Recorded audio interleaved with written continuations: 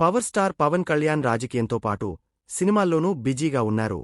ఓవైపు డిప్యూటీ సీఎంగా పదవి బాధ్యతలు చేపట్టి బిజీ ఉంటూనే సమయం దొరికినప్పుడు సినిమాలు చేసి ప్రేక్షకులను ఆకట్టుకుంటున్నారు.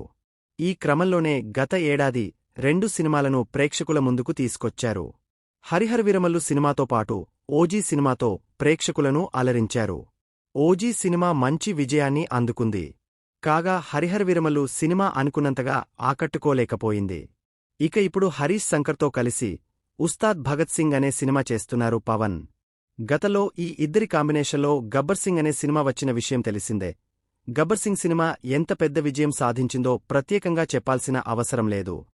ఆ తర్వాత హరీష్, పవన్ కాంబినేషన్లో సినిమా వస్తుండటంతో ఈ సినిమాపై అభిమానుల్లో భారీ అంచనాలు నెలకొన్నాయి. ఇక ఈ సినిమా నుంచి ఇప్పటివరకు విడుదలైన పోస్టర్స్, సాంగ్ సినిమాపై భారీ హైప్ క్రియేట్ చేసింది. తాజాగా ఈ సినిమా నుంచి రిలీజే డేట్ను అనౌన్స్ చేశారు.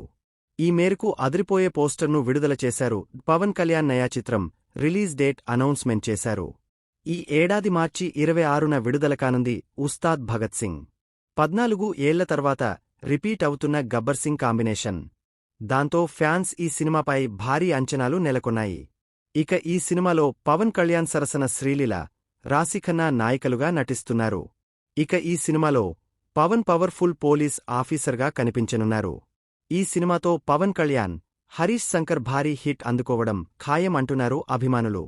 మరి ఈ సినిమా ఎంత పెద్ద విజయం సాధిస్తుందో చూడాలి.